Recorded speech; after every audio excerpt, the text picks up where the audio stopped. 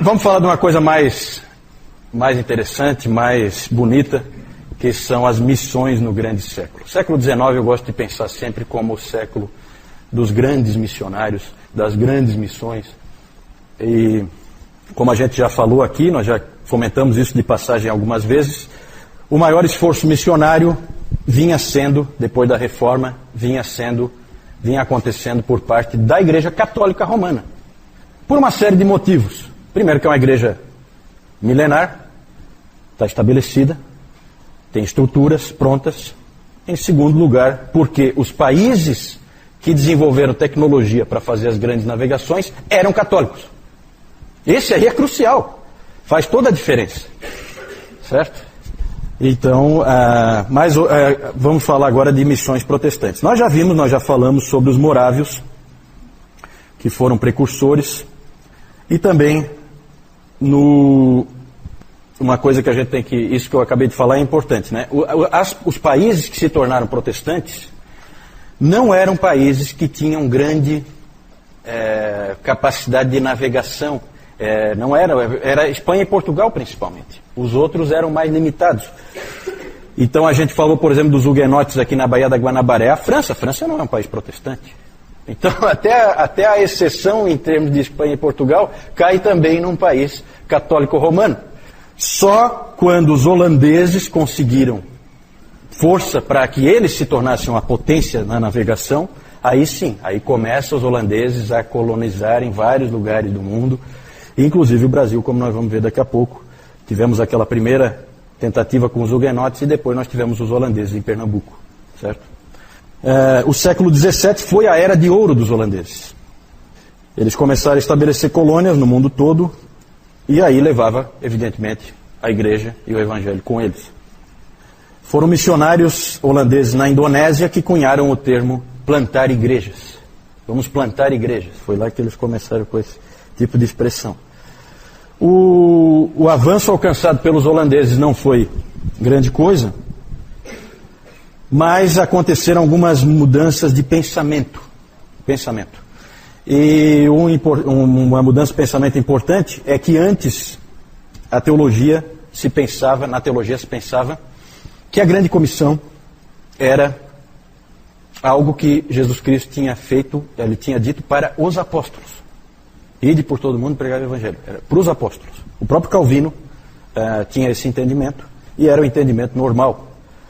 E aí, com alguns indivíduos, entre eles o Boetius, que é um holandês,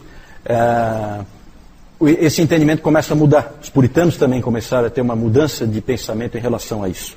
A grande comissão é para a igreja, em todos os tempos, em todos os lugares, e não para os apóstolos. Foi falada para os apóstolos, mas os apóstolos ali estavam simbolizando toda a igreja. E, portanto, essa mudança de pensamento faz com que haja um impulso também em direção a missões. Uma das primeiras missões realmente bem-sucedidas foi lá na Inglaterra. Nos Estados Unidos. Aqui nós estamos voltando um pouquinho. Vejam aí pelas próprias datas. Entre os índios. Então, missões transculturais, porque você está tentando atingir aquelas tribos de índios norte-americanos. E um dos primeiros aí a trabalhar com eles foi o John Eliot, no século XVII. Ele trabalhou e fez a tradução da Bíblia para a língua Algonquin. O Dr. Calhoun disse que ele teve uma grande alegria quando ele viu essa Bíblia. Foi a primeira Bíblia impressa nos Estados Unidos. E ele ficou muito contente quando ele viu aquela Bíblia. E ela é muito interessante porque ela é uma Bíblia que ninguém mais é capaz de ler. Porque ninguém mais conhece aquela língua. Né? Não existe mais ninguém. Então ela está lá a Bíblia, mas ela não é. Ninguém pode ler a Bíblia. Certo? Mas o John Eliot, ele fez a tradução da Bíblia e para dar estrutura para a língua dos índios, ele teve que escrever uma gramática. É muito comum esse tipo de situação. Os missionários tiveram que passar por isso. De escrever uma gramática para estruturar aquela língua. E ele escreveu então também essa gramática, e na gramática dele ele escreveu assim: oração e esforço por meio da fé em Jesus Cristo podem fazer qualquer coisa. Né? Então aquele espírito de garra do missionário. Né? Confiança no Senhor e esforço pessoal. Outro nome importante entre os índios ali é o Thomas Mayhew, mas o mais conhecido, mais famoso é, sem dúvida nenhuma, David Brainerd. Né? Principalmente, não tanto pelo sucesso dele, ele teve algum sucesso, mas principalmente por causa do diário dele, né? Que produziu um tremendo impacto para que um monte de jovens se tornassem missionários depois. Vocês lembram, né, nós temos, eu não trouxe aí, mas tem publicado pela editora Fiel, a vida de David Brainerd. O Jonathan Edwards publicou o diário foi ele que publicou o diário do David Brainerd. Esforço denominacional realmente só surge no século XVIII, nós já vimos, com os morávios. Certo? Os morávios, originalmente, eles eram da igreja luterana, mas mais tarde se tornou uma denominação independente, os irmãos morávios. Existem até hoje. Né? Só que perderam aquele ímpeto, hoje não tem aquele ímpeto missionário, a igreja está diferente de como ela era, mas existe. Mas o século XIX é o que o professor de Yale, que escreveu uma obra em 7 volumes, A Expansão do Cristianismo, o nome dele é Kenneth Scott Latourette, ele escreveu essa obra, A Expansão do Cristianismo, em 7 volumes, e ele chamou o século XIX de o Grande Século. O Grande Século. Para vocês terem uma ideia, dos 7 volumes, a obra dele é sobre a expansão do cristianismo, e dos 7 volumes, 3 dedicam-se ao século XIX. Então é realmente o Grande Século. E o grande nome, quem é o grande nome das missões aí? Quem é chamado de o pai das missões modernas? Temos a alegria de que tenha sido um batista, William Carey, né? William Carey, o pai das missões modernas. Ele era um sapateiro, pregador leigo, e ele trabalhava na sua sapataria. Né? Quando a gente fala sapateiro, não imagine que é aquele indivíduo que conserta sapatos, na verdade é o indivíduo que faz sapatos. Né? Nós não temos ainda assim uma indústria bem desenvolvida, e ele faz e também conserta, evidentemente. E ele trabalhava sempre no local de trabalho dele com um globo terrestre na frente dele. Era assim que ele trabalhava, e ele ficava olhando aquelas nações, aqueles países, e ele ficava pensando no alcance daqueles povos. Né? Hoje os cristãos estão mais para olhar para um globo e ver qual é o próximo ponto turístico que vão visitar. Né? Esse homem tinha um pensamento um pouquinho diferente, de dedicação ao Senhor. Ele tentava, de várias maneiras, envolver a igreja inglesa em missões. Muitos tentavam desencorajá-lo. Tem a história de um diácono que chegou para ele e disse: sente-se, meu jovem. Quando for a vontade e o tempo de Deus de salvar os pagãos, Ele o fará, sem a minha ou a sua ajuda. Frase hipercalvinista, né, da pior espécie. Né, então é um indivíduo que, esse indivíduo aí foi muito infeliz, muito. Deus sempre usa meios, e se você veio aqui 8 domingos, fez o curso de História da Igreja, você viu que ele sempre usa pessoas dispostas a fazerem a obra dele. E ele respondeu a esse tipo de atitude escrevendo um livro. O nome desse livro é Investigação quanto à obrigação dos cristãos em usar meios para a conversão dos pagãos. Investigação quanto à obrigação dos cristãos em usar meios para a conversão dos pagãos. Obrigação dos cristãos em usar meios para a salvação dos pagãos. Escreveu esse livro em 1792. Naquele mesmo ano ele pregou um sermão que foi histórico, importantíssimo. Ficou famoso esse sermão, foi um sermão em Isaías 54, 2 e 3. Diz assim: alarga o espaço da tua tenda, estenda-se o toldo da tua habitação e não o impeças. Alonga as tuas cordas e firma bem as tuas estacas. Porque transbordarás para a direita e para a esquerda. A tua posteridade possuirá as nações e fará que se povoem as cidades assoladas. Esse sermão ele é de grande impacto, e ele ficou famoso por essas palavras que eu coloquei aí, famosas do William Carey: espere grandes coisas de Deus e tente grandes coisas para Deus. Fé e diligência, dedicação, esforço. Os batistas particulares, quando a gente fala batistas particulares, são os batistas calvinistas, lá da Inglaterra, se organizaram e formaram um comitê de missões naquele mesmo ano, 1792. Né? É interessante que foram batistas calvinistas que começaram as missões nesse grande século. E ainda dizem que os calvinistas não evangelizam, não se preocupam com os outros. Os hipercalvinistas, com certeza, não se preocupam com os outros, não evangelizam, não fazem nada. Mas os calvinistas de verdade, não tenha dúvida, a história mostra, não tem nem o que discutir. É perda de tempo qualquer discussão. No ano seguinte, Carey foi enviado para a Índia e lá ele passou os seus próximos 40 anos. Né? A ele se juntaram Joshua Marshman e William Ward. Esses três foram conhecidos como o trio de Serampore. Serampore era uma colônia holandesa, aí Deus usando, né?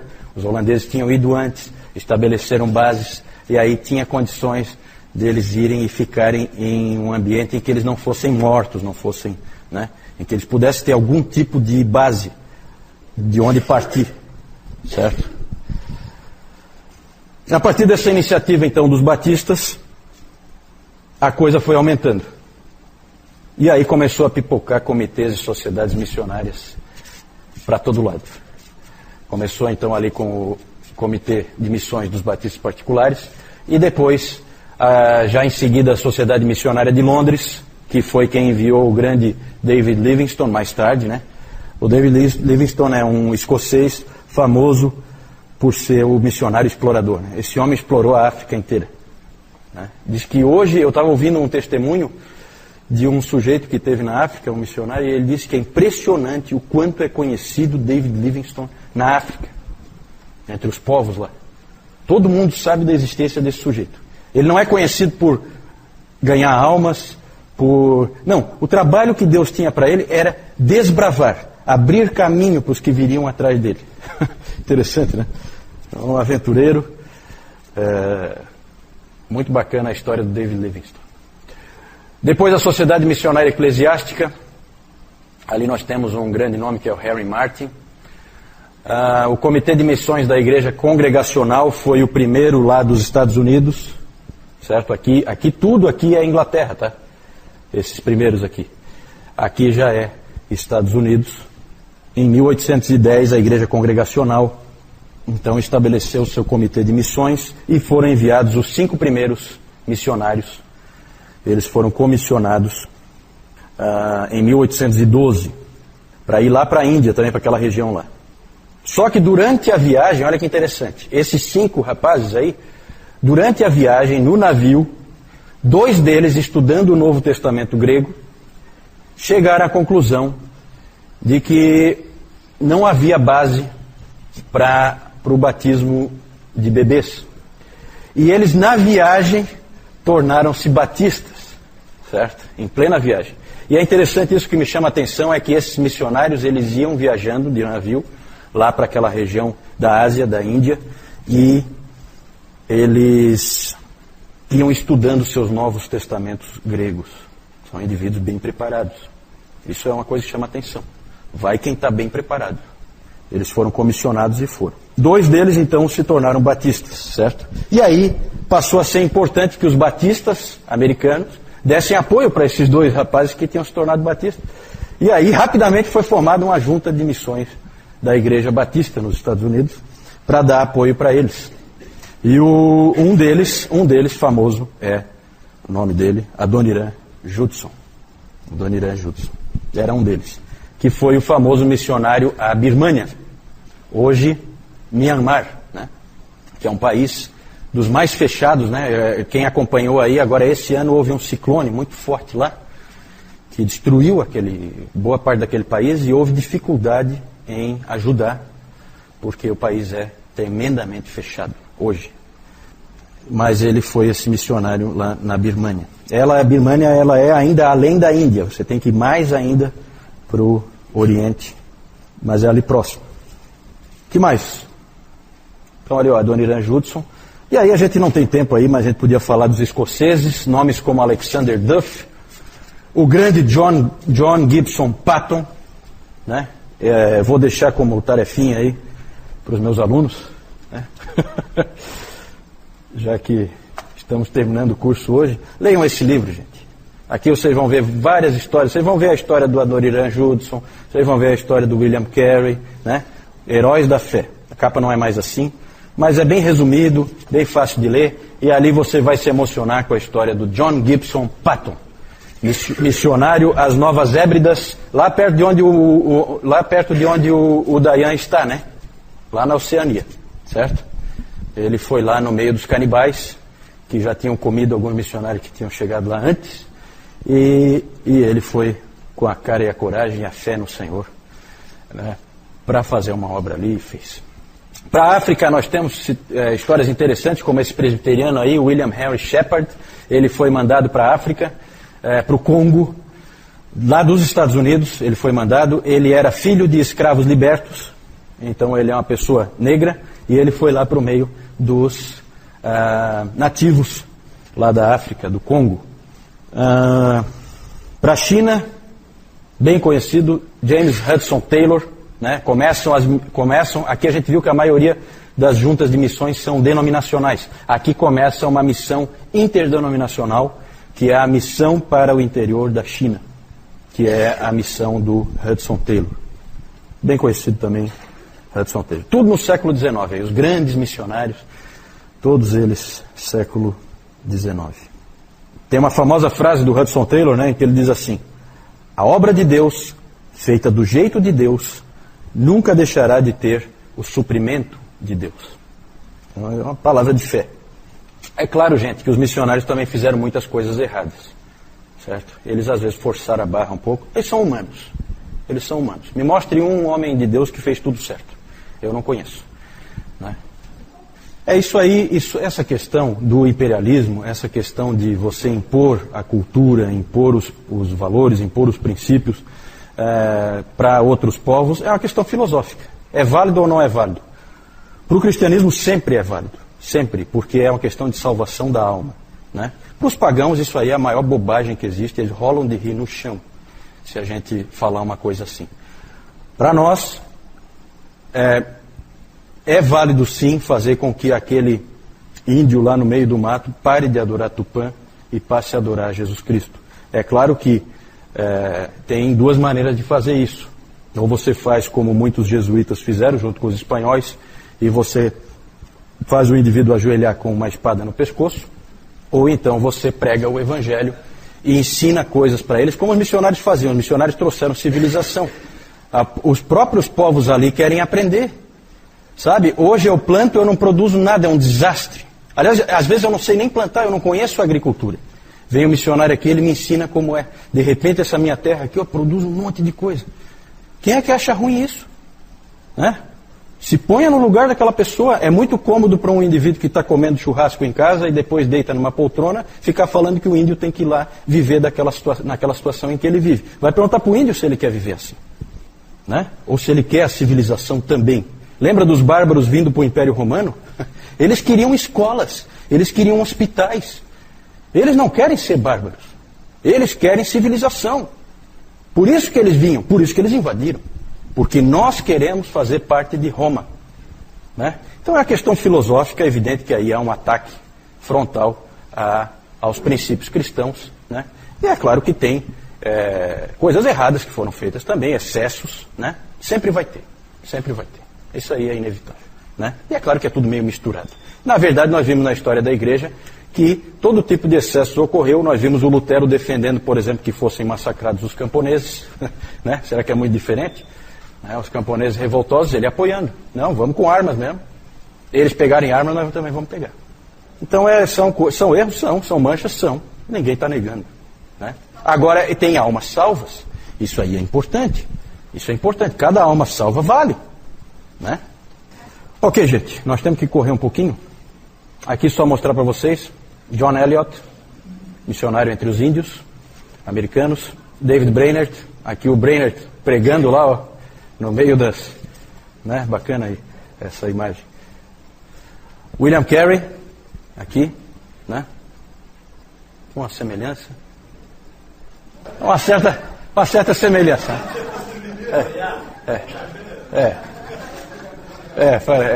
David Livingstone, Hudson Taylor, William Henry Shepard, né? Lá no Congo. Aqui o pessoal que ele estava trabalhando. Aqui o comissionamento dos 5 da junta da Igreja Congregacional, né? Em 1812 isso aí. Aqui embaixo John Patton e o Adoniran Judson.